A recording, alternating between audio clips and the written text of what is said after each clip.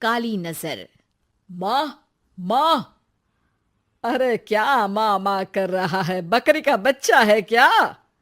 अरे माँ, मजाक छोड़ो। मुझे फाइनली वो मेन चौराहे वाली दुकान मिल गई है। अब देखना, आपका बेटा दुगनी स्पीड से पैसा कमाएगा। ओफो, ये क्या? मेरी ऑनलाइन मेकअप क्लास चल रही है। इतनी जोर से क्यों बोल रहे हो आप दोनों? अरे मेरी धर्म पत्नी जी, मेकअप क्लास बाद में करना। वो चौराहे वाली दुकान मिल गई है हमको। अरे वाह! रुको, मैं अपनी माँ को फोन लगाकर बता देती हूँ। अरे मैं भी अपने रिश्तेदारों को बता देती हूँ। कितनी खुशी की बात है। हाँ हाँ, मैं भी अपने दोस्तों को बता देता हूँ। 1 हफ्ते बाद रजिस्ट्री है। बस, घर में खुशी का मौका था। उन तीनों ने अपने अपने फोन उठाए और लोगों में बात फैलाना शुरू कर दिया। और रही सही कसर, श्वेता बहू ने अपने पड़ोस में सबको बताकर कर दी। अरे वर्मा आंटी, अब हम भी जल्दी कार ले लेंगे। घर का रेनोवेशन होगा और ठाट से रहेंगे हम भी। अरे, ऐसा क्या हुआ? लॉटरी बाटरी लग गई है क्या?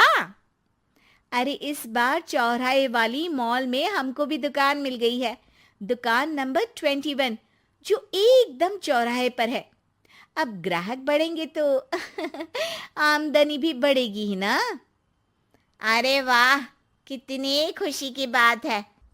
मैं बहुत खुश हूँ तुम्हें इतना खुश देख के। बाकी एक बात कहूँ, सबको मत बताते फिरना। किसी की नजर लग जाएगी तो खुशी की खबर वापस लौट जाएगी। हैं? ऐसे थोड़ी ना होता है। अब डरा रही हो। अरे सही कह रही हूँ। काली नजर कहते हैं इस चीज को, जब आप किसी को कुछ बताओ और वो काम बिगड़ जाए। अरे लेकिन मैं तो। तुमने सबको बता दिया ना? हाँ, फोन लगा लगा के। अब बच के रहना। काली नजर बड़ी खतरनाक होती है। श्वेता इतनी खुश रहती है कि वो वर्मा आंटी की बात पर ध्यान ही नहीं देती, जबकि पड़ोस में और भी लोगों से खुशी की खबर शेयर करती रहती है। अगले दिन राजेश बहुत दुखी होकर घर आता है। अरे बेटा, क्या हुआ? मुंह क्यों सूजा हुआ है? मधुमक्खी ने काट लिया क्या? माँ, वो दुकान किसी और के पास चली गई। किसी ने ज्यादा भाव लगा दिया। अरे पर बात तो आपसे हुई थी ना उस दुकान वाले की। हाँ, आज मैं टोकन अमाउंट देने गया था, तब मुझे पता चला। कोई आकर सुबह मुझसे पहले ही ज्यादा अमाउंट दे गया। हम्म, काली नजर। क्या? क्या कहा? वर्मा आंटी ने समझाया था कि किसी को बताना मत, वरना काली नजर लग जाएगी। अच्छा, तुम्हें उनकी बात मान लेनी चाहिए थी। उनकी बात मान लेती, लेकिन उसके पहले ही सबको बता चुके थे ना हम तीनों। अरे अगली बार से ध्यान रखेंगे। कोई भी नई चीज होगी तो किसी को नहीं बताएंगे। तीनों कुछ दिन ऐसे ही रहते हैं, पर एक दिन श्वेता को एक मेल आता है। राजेश, मेरा ऑनलाइन मेकअप कोर्स कंप्लीट हो गया। अब मैं खुद का पार्लर खोल सकती हूँ। अरे वाह, अपने मोहल्ले में ही खोलते हैं। ये जो घर के सामने दुकान है ना, वहीं। हाँ, यहाँ सस्ती भी मिल जाएगी। अगले दिन श्वेता वर्मा आंटी के पास जाती है, मिठाई का डब्बा लेकर। अरे आओ आओ, कैसे आना हुआ? जोर से नहीं बोलूंगी। वो सामने वाली दुकान है ना, वहां मैं अपनी पार्लर की दुकान खोलने वाली हूँ। उसकी मिठाई है। अरे वाह, बहुत बधाई हो तुमको। हाँ, मैं कमाने लगूंगी तो राजेश पर पूरे घर का बोझ नहीं रहेगा ना आंटी जी। ये तो है। पर ये बता कि तूने ये बात किसी और को तो नहीं बताई ना? अरे नहीं नहीं, पिछली बार गलती कर दी थी। काली नजर लगी किसी की और राजेश के हाथ से वो दुकान चली गई थी। सबको मत बताना। चलो मैं चलती हूँ, कल दुकान की बात करने भी तो जाना है। अगले दिन श्वेता दुकान के लिए मालिक से बात करने जाती है।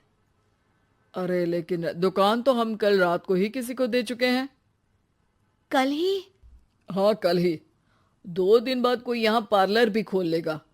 अब कहीं और दुकान देख लीजिए। अरे पर हमको भी तो पार्लर ही खोलना था।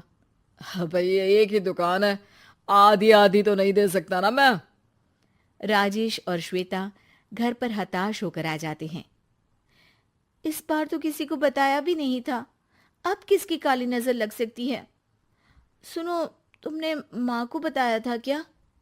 अरे कैसी बात कर रही हो, माँ की नजर थोड़ी ना लगेगी।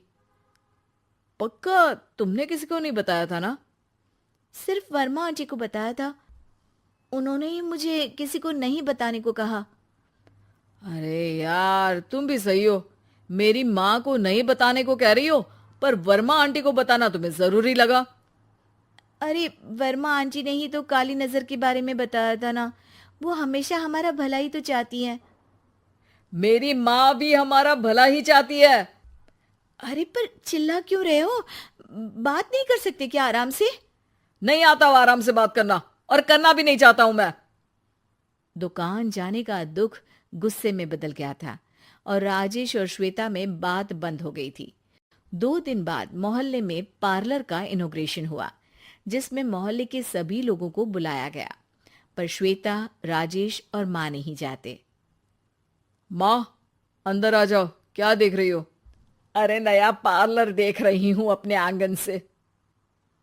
देखो, माँ को दूसरे का सुख देखने में कितना मजा आ रहा है, मेरा दुख नहीं दिख रहा इन्हें। यहाँ मेरा पार्लर भी तो हो सकता था। अरे चुप रहो यार, हर बात में लड़ाई क्यों ढूंढ रही हो? राजेश और श्वेता फिर बहस करने लगते थे। तभी माँ ने दोनों को बाहर बुलाया। अरे जरा देखो तो, दुकान चलाने वाले का बोर्ड पर नाम क्या लिखा है? श्रुति वर्मा। गाड़ी निकाले बेटा, हमें कहीं जाना है। काली नजर का इलाज कराने? राजेश अपनी बाइक निकालता है। तीनों ट्रिपलिंग कर रहे हैं। माँ राजेश को उस मॉल वाली दुकान पर लेकर जाती है जहां राजेश अपनी दुकान खोलने वाला था। यही दुकान लेना चाहता था ना तू? हाँ, पर इनको भी दुखी करने लेकर आई हो क्या यहाँ पर दुकान दिखाकर? वहां काफी नहीं था? अरे श्वेता, थोड़ा सब्र रख, अभी पता चलेगा कि हम यहाँ क्यों आए हैं।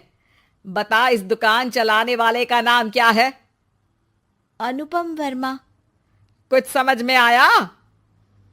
वो दुकान वाली श्रुति वर्मा, ये दुकान वाला अनुपम वर्मा, और हमारे पड़ोस में हमने उस दुकानों के बारे में बताया किसको था? अब वर्मा आंटी को। मतलब वर्मा आंटी ही हमारा काम बिगाड़ रही है? नहीं नहीं, ऐसा नहीं हो सकता, ये बस इत्तेफाक है। राजेश अपना फोन निकालता है और श्रुति वर्मा और अनुपम वर्मा के नाम फेसबुक पर सर्च करता है, जहां ये दोनों ही वर्मा आंटी के रिश्तेदार होते हैं। श्वेता को समझ में आ जाता है कि वर्मा आंटी की ही नजर काली नजर है। अब क्या करना है? कोई भी खुशी की खबर हो तो काली नजर से बचना है, यानी वर्मा आंटी से बचना है। अरे पर मुझे ये समझ में नहीं आया कि वो हमारे साथ ऐसा क्यों करेंगी।